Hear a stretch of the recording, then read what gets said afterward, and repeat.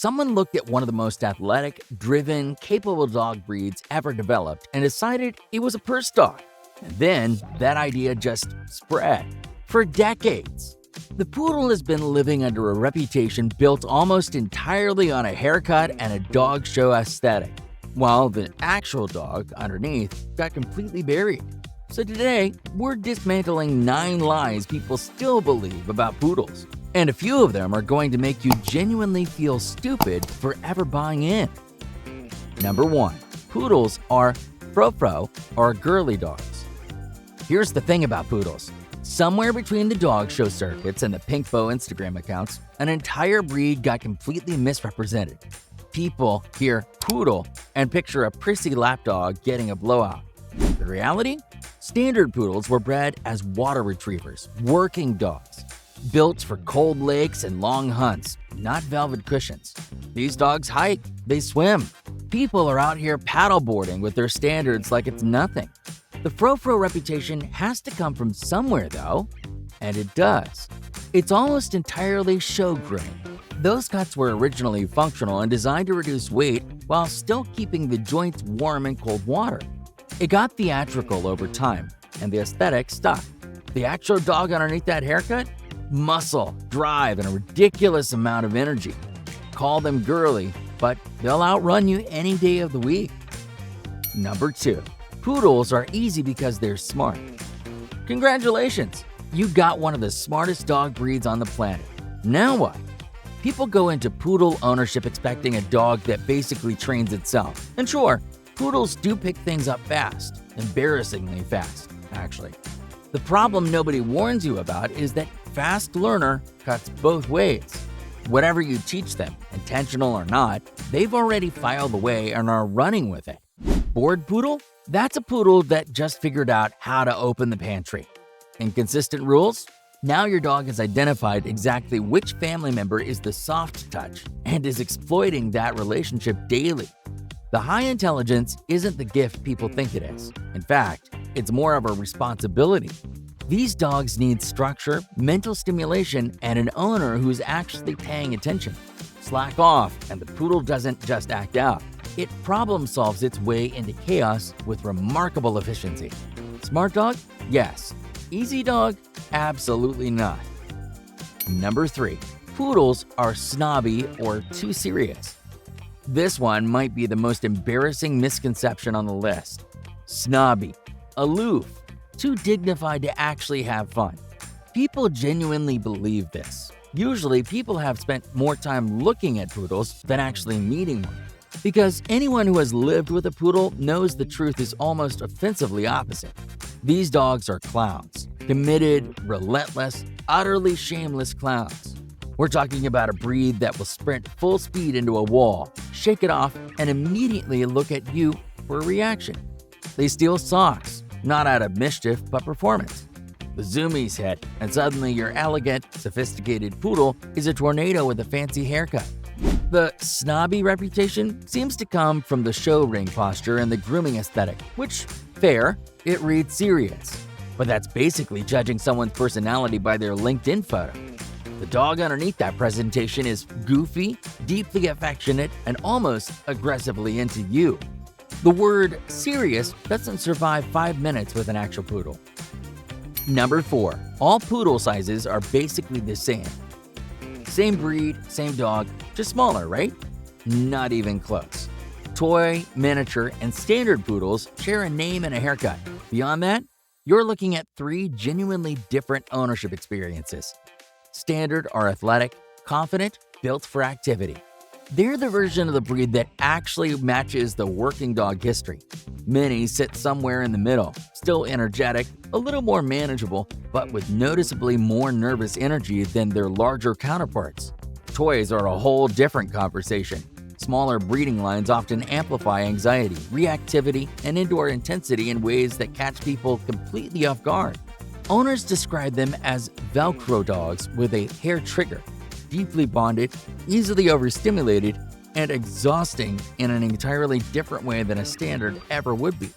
Size didn't just change the packaging, it changed the temperament, the confidence levels, the exercise needs, and how the dog moves through the world on a daily basis.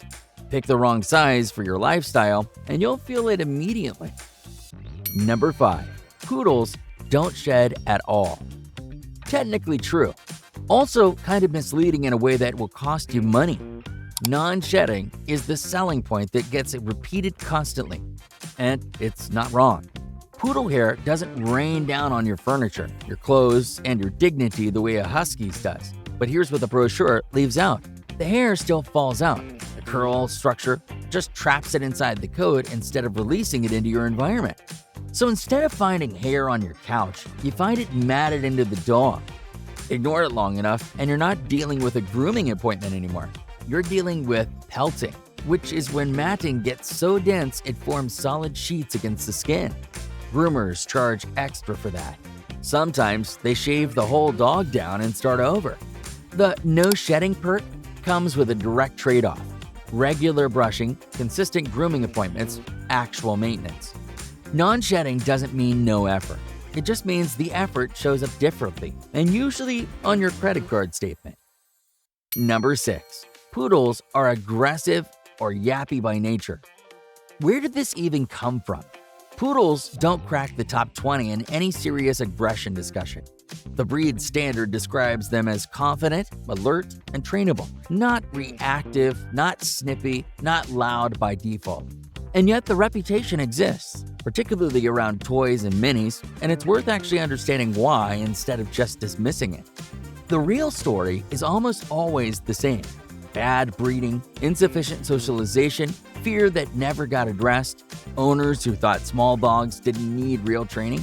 A poodle that nips or barks compulsively isn't expressing some innate breed trait. It's expressing a history, anxiety that built up, boundaries that were never taught, a nervous temperament that came from a sketchy breeder cutting corners on genetics. The breed isn't the problem. The pipeline that produces poorly bred, under-socialized, mishandled poodles is the problem. Any dog coming out of that pipeline is going to struggle. Blame the situation, blame the breeder, but blaming the poodle is just getting the causation completely backwards. Number 7. Doodles are basically better poodles. The doodle industry is worth billions. It's also built almost entirely on a misunderstanding. The pitch makes sense on the surface. Take a poodle, mix in a golden retriever or a Labrador, get something friendlier and fluffier and less intimidating than a show dog breed. What's not to love? Except poodles already come in 3 sizes, dozens of color variations, are low shedding, highly intelligent, and deeply affectionate with their families. The entire selling point of a doodle is already sitting right there in the purebred. What actually drives people toward doodles, according to poodle owners who watch this happen constantly, is aesthetics and optics. Poodles got labeled as girly or fancy or high maintenance, and the doodle offered an escape hatch. Same coat benefits, different cultural package. People are paying designer prices to avoid a stigma, not to get a better dog. And the coat situation?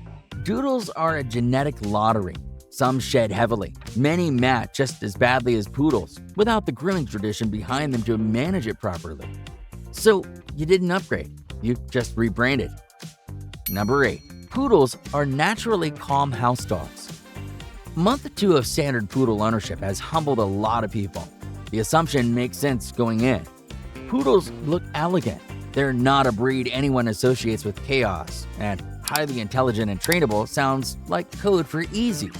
So people set up a comfortable life for their new dog and wait for the calm, settled companion they pictured.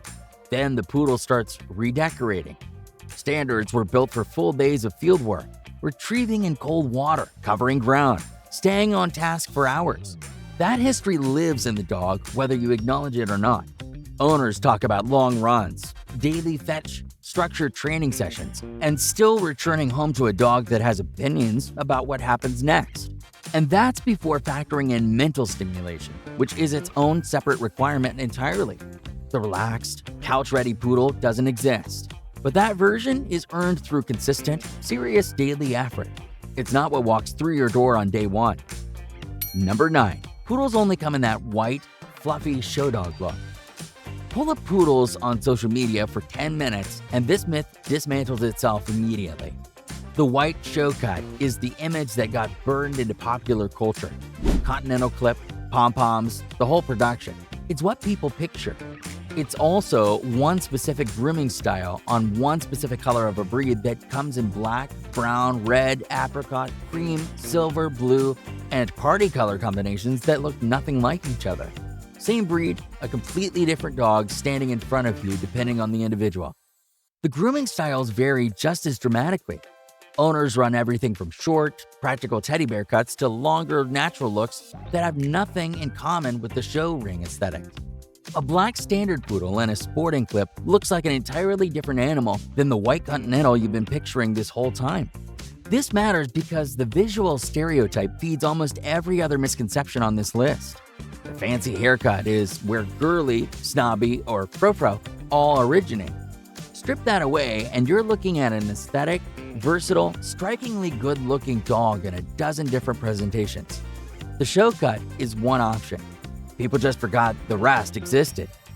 Hey, if you enjoyed this, you'll probably love this video here. And if you hit subscribe, I'll donate a meal to a rescue dog on your behalf.